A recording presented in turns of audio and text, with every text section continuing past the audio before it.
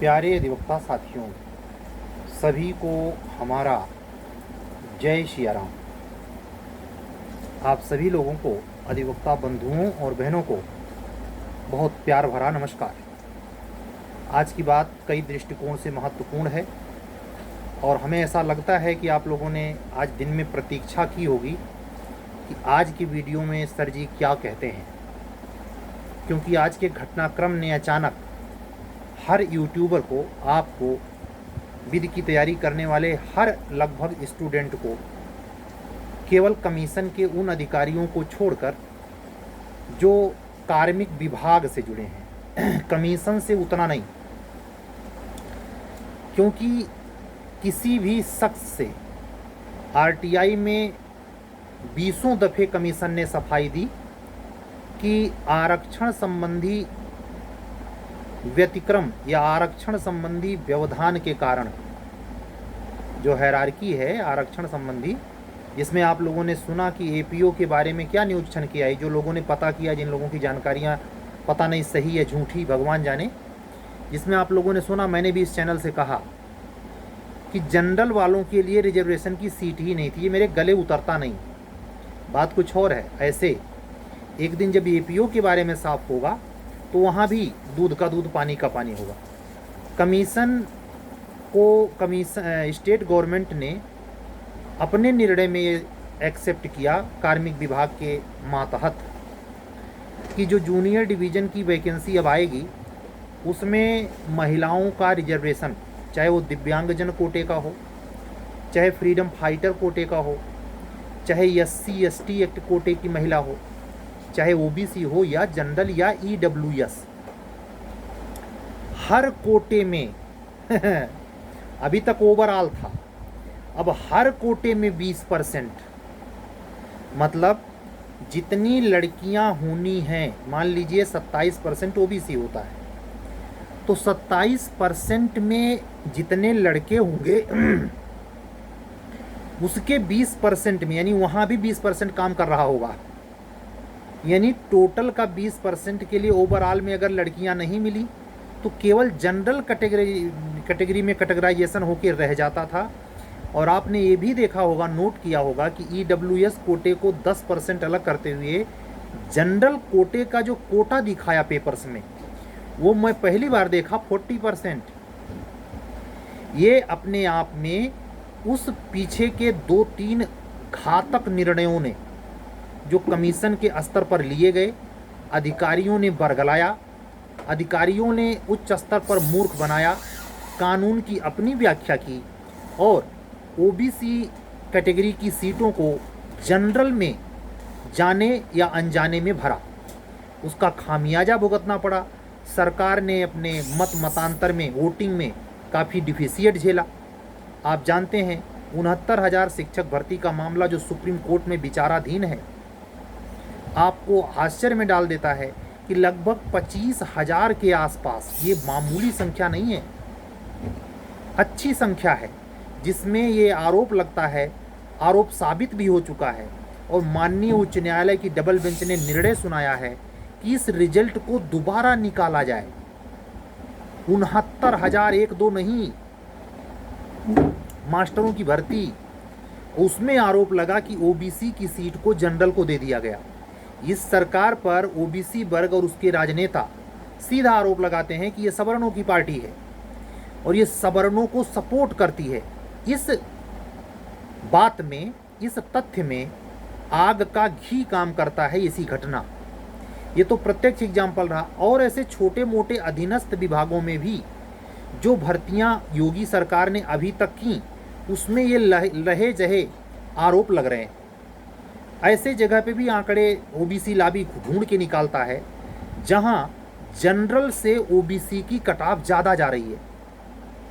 किस बात का रिजर्वेशन, ओबीसी के राजनेता समझाते हैं। इन्हीं सब तथ्यों को ध्यान में रखते हुए सरकार, चूंकि चुनाव में जाने वाली है, ये गलती दोबारा नहीं करेगी कि वोटिंग के जस्ट पहले ये रिजल्ट आए और तमाशा हो जाए। क्यों? सरकार सिर्फ वैकेंसी दिखाकर वोट भी नहीं पाएगी, अंतिम नौकरी देनी है और अंतिम नौकरी देते ही अगर ये हल्ला मचा कि रिजर्वेशन का दुरुपयोग किया गया, तुरंत विपक्ष चिल्लाएगा। हम तो कहते थे कि ये हम लोगों की सीट जनरल को दे रहे हैं। मैं जानता हूं हमारा वीडियो 95% जनरल कैटेगरी के बच्चे सुनते हैं, लेकिन आप अपने इस वास्तविक पहलू को स्वीकार करें। आप सोसाइटी में हैं और आपके सत्ता में बने रहने के लिए आपके अपने प्रभाव युक्त नेता को अपने पद पर पदासीन रहने के लिए, चाहे वो अखिलेश भैया हों, चाहे मायावती जी हों, कोई और आ जाए, या योगी बाबा हों, फर्क इससे नहीं पड़ता। टिकेगा वही जो सबके हित की वास्तव में सोचेगा। हालांकि नारा ये बीजेपी का है, लेकिन आप अगर मायावती जी का देखें तो उनका भी क्या है, सर्वजन हिताय, एक ही अर्थ तो निकला। ऐसे ही पीडीए पीडीए चिल्ला रहे हैं, पीडीए अखिलेश भैया, पीडीए का अगर क्लासिफाइड व्याख्या ओरिजिनल करेंगे तो सबका साथ सबका विकास आएगा। हैं? अगड़ा पिछड़ा दलित, इसमें ऐसा थोड़े है कि किसी को छोड़ दिया है। तो बात सभी तीनों दल एक ही कह रहे हैं, लेकिन वो प्रयोग के पटल पर, यानी सरकार जब सत्ता में है, मुख्यमंत्री काम कर रहा है, उस समय वो कहीं बरगलाया तो नहीं जा रहा अपने अधिकारियों द्वारा। अखिलेश भैया भी बरगलाए जा चुके हैं, मायावती जी भी इसका खामियाजा भोगी हैं, और योगी बाबा भी लोकसभा इलेक्शन में बुरी तरीके से भोगे। सुप्रीम कोर्ट में मान लीजिए सीजे साहब 2 दिन बाद रिटायर हो जाएंगे, अगर उन्होंने 69,000 की भर्ती का जजमेंट दे दिया तो ठीक, आखिरी दिन वो भी एक तहलका मचा देगा, क्योंकि इलेक्शन होने वाला है, उपचुनाव उत्तर प्रदेश में है। हमें लगता है इसकी आशंका केंद्र सरकार को है, इसीलिए उसने उपचुनाव का डेट आगे बढ़ा दिया है कि उसका इम्पैक्ट तुरंत ना पड़े, क्योंकि ये क्लियर हो गया है कि 69,000 की भर्ती में जो रुख है वो रिजल्ट पलटने का ही है। और इससे साबित क्या हो जाएगा कि इतना अगर बच्चे आंदोलन न करते, रातों दिन भूख हड़ताल न करते, उसमें कोई जनरल कैटेगरी का बच्चा तो गया नहीं था लखनऊ में मरने मिटने। ये कठोर सच्चाई अगर जनरल हैं तो ये भी ध्यान से समझें, सत्ता सिर्फ जनरल के बूते नहीं चल रही है, ये सत्य है ओबीसी की सबसे ज़्यादा संख्या है। और इस सरकार को बनाने में तो नहीं, लेकिन मोदी जी की 19 वाली सरकार बनाने में, जब 70 सीट लगभग जीते, और ये योगी जी की सरकार बनाने में ओबीसी का प्रत्यक्ष हाथ है। ओबीसी को वर्ग को नाराज करके सत्ता में आया नहीं जा सकता, और इसी नाराजगी का कोई पहलू विपक्षी पार्टी, खास करके सपा जो दल है जिसके अगुवा अखिलेश भैया हैं, ये लोग बिल्कुल नहीं चूकेंगे। करीब 10 साल से सत्ता से बाहर हैं, ये चीज़ सरकार को भी पता है, इसलिए नकेल कसी गई और आपकी वैकेंसी रोक ली गई कि आरक्षण की व्यवस्था का कहीं विभागीय स्तर पर दुरुपयोग तो नहीं हो रहा है। ये कोई जनरल कैटेगरी का स्टूडेंट नहीं कहेगा, मैं अपने जनरल क्लास के बच्चों के लिए उस हर हक पे लड़ने के लिए तैयार, लेकिन ऐसा अन्याय संगत बात को नहीं स्वीकार कर सकता जो मंडल कमीशन का निर्णय आया, ईडब्ल्यूएस के बाद जो कई फैसले माननीय उच्चतम न्यायालय के आए, उसमें कोई फैसला ऐसा नहीं होना चाहिए जो प्रतिकारात्मक हो। यानी सवर्ण क्लास का बच्चा अगर उसकी व्याख्या करे तो वो दलित और पिछड़ों को भीतर ही भीतर गाली दे, या ओबीसी एससी का लड़का अगर उस पर विचार करे तो जनरल क्लास को गाली दे, ये गलत बात है। समरसता तब है जब हर व्यक्ति उसकी आवश्यकताओं को समझे और यह भी समझे कि अगर इसका मिसयूज हुआ तो कितने भयानक परिणाम हो सकते हैं। ठीक, तो ये बात मेरी इसलिए बोलनी जरूरी थी क्योंकि आप लोग डेप्थ तक हमें सुन रहे हैं, चीज़ों को बायोग्राफी समझें, पहलू समझें। ये लाइफ के यूं ही पन्ने नहीं है, तो आपको तो अपनी सर्विस की चिंता है, लेकिन योगी जी को और खास करके मोदी जी को इस भूमिका में, उत्तर प्रदेश की स्टेटस में, उत्तर प्रदेश स्टेट को अपने सत्ता के चाबुक से गंवाना नहीं चाहेंगे। समझ रहे हैं? तो ये पहलू था जो किसी व्यक्ति ने, किसी यूट्यूब चैनल ने स्पष्ट नहीं किया कि वुमेन रिजर्वेशन में, कैटेगराइजेशन में ये जो चीज़ झलक के आई 40% वाली, ये अपने आप में ईडब्ल्यूएस के 10% कोटे निर्धारित करने के बाद जो मिसयूज हुआ इन वैकेंसियों में, उसका स्पष्ट क्लासिफिकेशन हो गया। क्या अब ये नौबत नहीं आएगी, अब समेटा गया। अब जो अतिरिक्त लग रहा था कि अतिरिक्त जा रहा है, वो नहीं जाएगा। क्यों? चुनाव लड़ना है, छोटी सी गलती एक चिंगारी दहक अंगार बन जाती है, और जो सदा रौंदी गई बेबस समझकर वही मिट्टी एक दिन मीनार भी बन जाती है। ये हमेशा ध्यान रखें। अब आइए बात करते हैं इसके तकनीकी रिक्तियों के आने की संभावनाएं और अन्य पहलुओं पर। पहली तो ये कि इस निर्णय के बाद अचानक खलबली मच गई सिविल सेवक की तैयारी करने वाले स्टूडेंट के बीच कि ये कैसा निर्णय आया माननीय उच्चतम न्यायालय के द्वारा कि अगर भर्ती प्रक्रिया स्टार्ट कर दी गई है तो जिस रूल रेगुलेशन से वो संपादित हो रही है उसमें कोई मध्य में बदलाव नहीं हो सकता। ये बात नई नहीं है, नई लगी लोगों को। क्यों? क्योंकि इस समय जो पीसीएस की भर्ती हो रही है, जिस समय उसका विज्ञापन आया था, ना तो इस तरीके से परीक्षा कराने की योजना उस विज्ञापन में छपी थी, न उसमें कोई परिवर्तन किया गया था। उसके हिसाब से ट्रेडिशनल तरीके होने चाहिए थे, और ये न्याय कहता है, कानून कहता है कि उसी तरीके के अनुसार परीक्षा होनी चाहिए, वैसे सेंटर अलॉटिंग होनी चाहिए, वैसे सब कुछ होना चाहिए। लेकिन आप देख रहे हैं परीक्षाओं में चयन के मानकीकरण में कितना स्तर पर बदलाव हो गया है कि 2 डेट में परीक्षा होगी, अलग अलग प्रश्न पत्र होंगे, रिजल्ट परसेंटाइल में आएगा, और समराइजेशन के चक्कर में रिजल्ट की संदिग्धता अस्पष्ट बनी रहेगी। रिजल्ट की संदिग्धता अस्पष्ट बनी रहेगी, क्लियर नहीं होगा कि इसको कितना नंबर कटा, कितना नंबर मिला। ये एक ऐसी भयानक त्रासदी की तरफ उन बच्चों को स्वाभाविक तौर पर महसूस होगा जो सब कुछ छोड़कर केवल पीसीएस की तैयारी करते हैं। पिछली बार इंटरव्यू फेसर हैं, इस बार वो इस सिस्टम के, इस व्यवस्था के शिकार हो सकते हैं। इन आशंका प्रत्याशंका के चलते एक अच्छी खासी लॉबी है जो ये बिल्कुल मांग कर रही है कि पुराने समय के से जैसा एक ही डेट पे परीक्षा कराई जाए, 2 डेट पर नहीं, जिससे एक ही प्रश्न पत्र हो और मूल्यांकन सही हो पाए। सरकार के पास समस्या ये है कि अगर उस तरीके से सेंटर अलॉट करने के लिए विवश किया जाए तो सेंटर की संख्या कई गुना बढ़ानी पड़ सकती है, कई जिले और ऐसे लेने पड़ सकते हैं जहां नकल बेशुमार होता है। तो इन कसमकस में, इन परिस्थितियों की दुहाई के बीच में ये सुप्रीम कोर्ट का निर्णय एक ऐसे, कहते नहीं कि आग दहक रही हो और उस पर कुछ आप डाल दीजिए तो जल जाएगा, वैसा कुछ रहा, जिसके चलते मूवमेंट के बारे में 11 नवंबर की डेट चर्चा में आ गई कि मूवमेंट एक महा आंदोलन खड़ा किया जाए, सरकार पर दबाव बनाया जाए, चुनाव का माहौल है, सरकार मानेगी और परीक्षा एक दिन में संपादित होगी। पहले तो हम आगे कुछ बोलें, इस स्थिति में जो कमीशन ने नोटिस में क्लियर कर दिया है 48 घंटे पहले, और ये बदले घटनाक्रम में जो मेरा व्यक्तिगत विचार है, कमीशन एड़ी से चोटी का जोर लगाएगा दोनों दिवस पर परीक्षा करवाने की। और अगर दोनों दिवस पे कराएगा तो लगे हाथ यह भी सुन लें, उत्तर प्रदेश उच्चतर न्यायिक सेवा की परीक्षा राइट टाइम पे हो जाएगी। लेकिन अगर बच्चे जीते, बच्चों के मूवमेंट से कोई नया प्रसंग खड़ा हुआ और उत्तर प्रदेश सरकार एक दिन के परीक्षा कराने के लिए विवश हुई, तो वो संडे का दिन अगर हुआ, यानी जिस टाइम हाई कोर्ट का एग्जाम है, तो हाई कोर्ट की अपनी परीक्षा टालनी पड़ सकती है। अन्यथा मुझे सीधे सपाट गुंजाइश नहीं दिखाई देती। तो ये तो रही अपनी बात। अब आइए उन पहलू पर भी बात करते हैं जिसके आधार पर सिविल के बच्चे टेक्निकल, विधिक और मनोवैज्ञानिक पहलुओं को ध्यान में रखते हुए इस आंदोलन को आगे बढ़ाना चाहते हैं। उनका निजी विश्वास, विधिक विश्वास, मनोवैज्ञानिक विश्वास यूं ही नहीं है, उसके आधार हैं।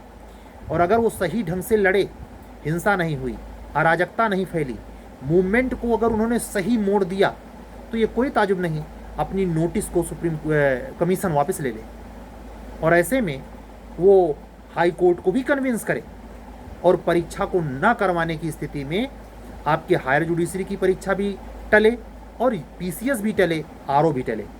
ये सबसे लास्ट में इसकी उम्मीद कीजिएगा। सबसे पहली उम्मीद यही कि उसी डेट पे राइट टाइम पर एग्ज़ाम करवाएगी गवर्नमेंट, क्योंकि उसके पास पीछे वैकेंसियों की बाढ़ है और उन परीक्षाओं को करवाना बहुत बड़ी चुनौती। अगर हर बार ऐसे होता रहा तो मामला लटक जाएगा और अगले साल भी कैरियर सेट नहीं हो पाएगा। 2024 बीतने को है और 24 पीसीएस का प्री नहीं हो पाया है, दिसंबर आ गया है। ये डेंजरस है। ये उस दौर में लौट सकता है कमीशन जो 97, 96, 98 से 2001 तक था। उसके बाद फिर बीच में ढीला पड़ा तो अनिल यादव ने उसे ठीक किया था। लगभग अनिल यादव के द्वारा अपनाई गई प्रक्रिया को अपनाया जा रहा है इस सख्त मिजाजी कार्यक्रम में। सेंटर अलॉटिंग के सिस्टम में तो काफ़ी तौर पर इन सबसे भी लड़के घबराए, इसलिए वो एक तीर पर से कई निशाने लगाना चाहते। अगर सरकार मान्य होकर लेगी तो वो सेंटर अलॉटिंग की अपनी व्यवस्था को भी बदलेगी, यानी कई चीज़ों पर दबाव। लेकिन सरकार और इसमें रस्साकसी के बीच प्रशासनिक अमला भी है। अगर आप लोगों की भीड़ ने कुछ भी हैरारकी फैलाई, कुछ भी अराजकता फैलाई, हमको सुनने वाले सिविल के स्टूडेंट या विधिक पक्ष से जुड़ने वाला कोई भी अधिवक्ता साथी इस बात को कतई प्रोत्साहित ना करे कि आंदोलन में हिंसा हो, आप टायर जलाएं, आप रास्ते रोकें, आप पब्लिक को परेशान करें। ऐसा करके आप अपने हक की नहीं प्राप्त कर सकते। तो फिर सरकार हिंसक हो जाएगी, और सरकार ने अगर एक्शन लिया तो आप चोटिल कितने होंगे इसका काउंटर नहीं किया जा सकता। परीक्षा रह जाएगी, आपकी जान तक जा सकती है। ठीक है, तो इन सब बातों का ख्याल रखें, मनोस्थिति को समझें, और जो संभावनाएं हैं उसके बीच हायर जुडिशरी का स्टूडेंट हो, चाहे पीसीएस का हो, चाहे आरओ का हो, पढ़ाई अपनी रोके नहीं। हम आपको यहाँ से मूवमेंट में जाने की अपील नहीं कर रहे, और ना ही हम आपको ये प्रेरित कर रहे हैं कि आपका अगर स्वतंत्र मन इसकी इजाज़त देता है तो गिरी जी कह रहे हैं कि नहीं, बिल्कुल जाना नहीं है। आप अपने स्वतंत्र हृदय के साथ जो मन में आए सो करें, लेकिन इस बात की प्राथमिकता जरूर दें कि प्रतिदिन आपकी तैयारी की सातत्यता मेंटेन रहे। अगर सातत्यता भंग हुई तो फिर नुकसान आपको ही उठाना पड़ेगा। अब बात करेंगे एपीओ और जे की वैकेंसी के आने के सबसे महत्वपूर्ण बिंदु पर। इस तथ्य से यह साबित हुआ कि जिस कमीशन ने बार बार ये दुहाई दी कि इसकी वजह से हम वैकेंसी नहीं निकाल रहे, वो प्रसंग तो हल हो गया। ऐसे में आप दूसरा सवाल कर सकते हैं, जो सर 2 साल के एक्सपीरियंस वाला चक्कर है। मेरे सोचे, मेरे समझे, मेरे जाने ये प्रसंग उतना जटिल नहीं है जो इस वैकेंसी के साथ है। मेरी अंतरात्मा से यही आवाज़ आती है, मैं यही समझ पाता हूँ कि इस वैकेंसी में जो 218 पद है, इसके प्रकाशन में और इसमें अधिमान्यता के तौर पर, वेटेज के तौर पर, अनर्हता के तौर पर 2 साल का अनुभव इस बार शायद यूपी कमीशन अप्लाई ना करे हाई कोर्ट के दिशा निर्देश पर, क्योंकि हाई कोर्ट भी अपने अधीनस्थ और ग्रुप सीडी की भर्ती परीक्षा, फिर एचजेएस की परीक्षा में व्यस्त है। वो ये सिग्नल दे सकता है, हमें लगता है सिग्नल देने की ज़रूरत भी नहीं है।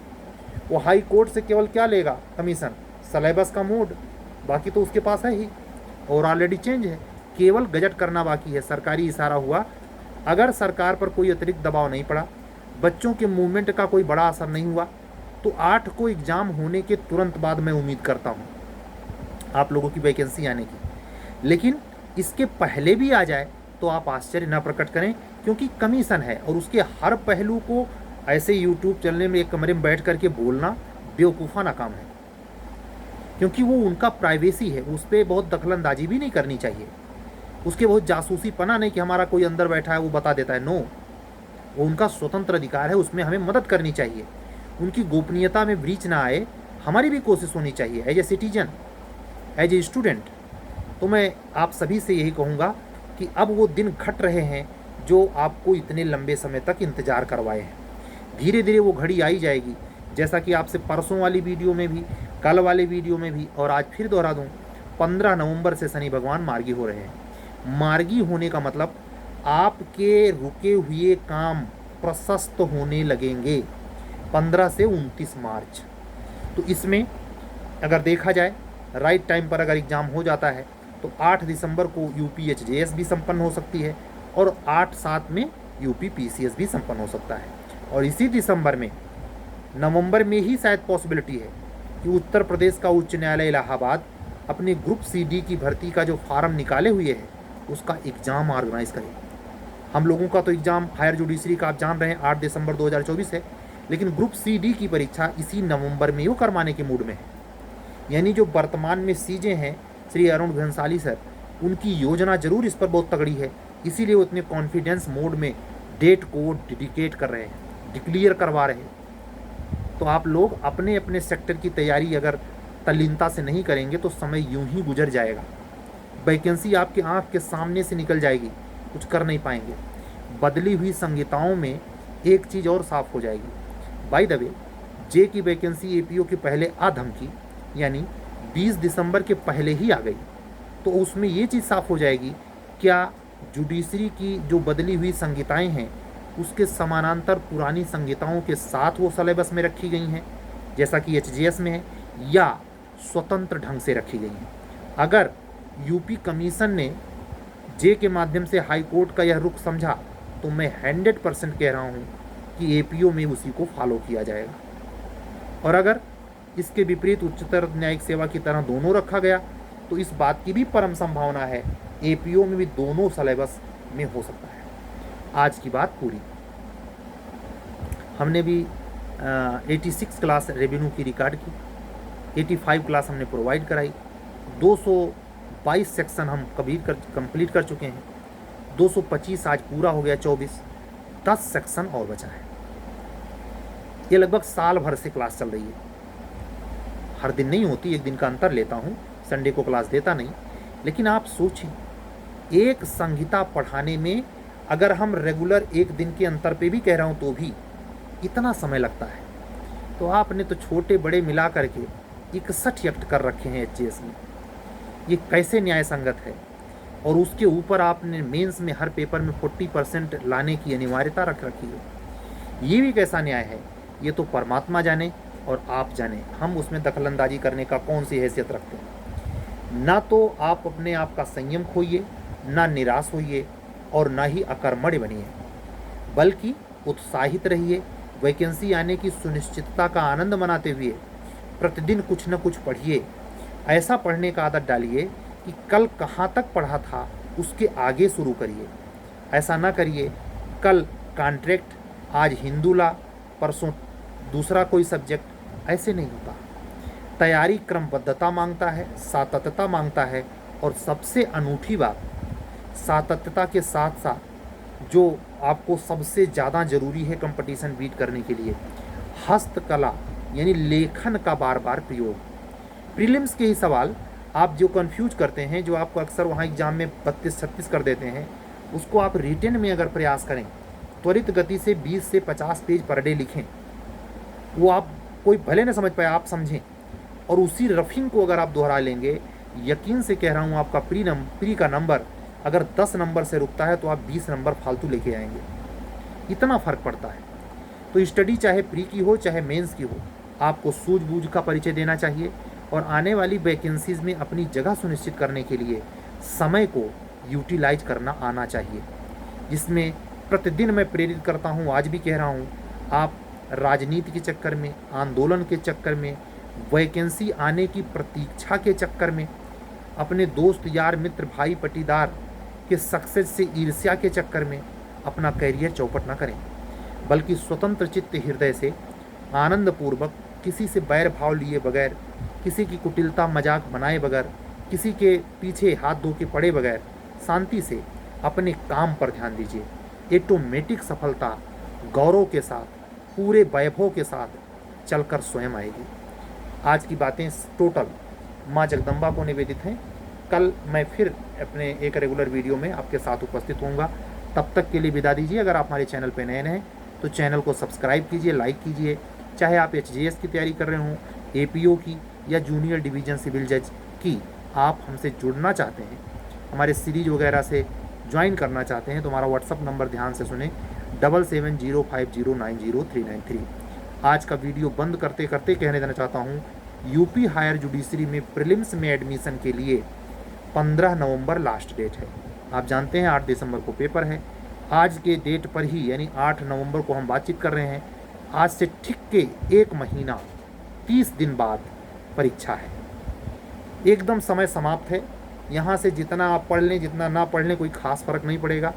आज की डेट में भी एग्ज़ाम हो जाए, 8 नवंबर को भी, 8 दिसंबर को एग्ज़ाम हो, कोई फ़र्क नहीं पड़ता। हाँ, अगर घटना बड़ी घट गई और माननीय उच्च न्यायालय ने अपना पेपर हटा लिया तो पढ़ने का मौका बढ़ जाएगा, और तब मेरिट 10 नंबर बढ़ जाएगी।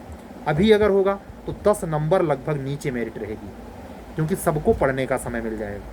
ठीक है, वैसे मिला कम नहीं है, लेकिन सिलेबस इतना ज़्यादा वास्ट है कि फिर कितना भी मिले, 1.5 साल भी मिले तो कम ही है। बहुत बड़ा सिलेबस है। ये सिलेबस नहीं है, ये कैसे कह सकते हैं, एक ऐसा प्रायोगिक पहलू है जो बिल्कुल अंधकार में रखे हुए है। परमात्मा ही इस अंधकार से निकाल कर प्रकाश में लाए। हम तो हनुमान जी से यही प्रार्थना करते हैं कि ऐसा कुछ करें, ऐसा कुछ चमत्कार टाइप का करें जिसमें सब बच्चों की आत्मा खुश हो जाए। चलते हैं, कल फिर मिलेंगे। तब तक के लिए सभी अधिवक्ता साथियों, बंधुओं और बहनों को जय सीताराम बोलते हुए कल मिलने के पक्के वादे के साथ चलता हूँ। शुभ रात्रि। सत्यमेव जयते।